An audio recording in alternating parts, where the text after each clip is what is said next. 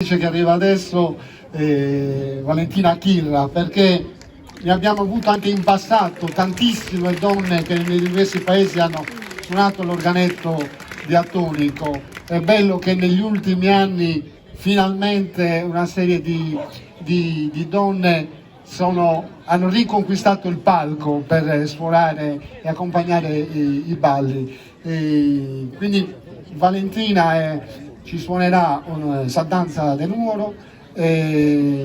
Andiamo velocemente perché insomma serata lunga, quindi grazie a Valentina e una buona suonata.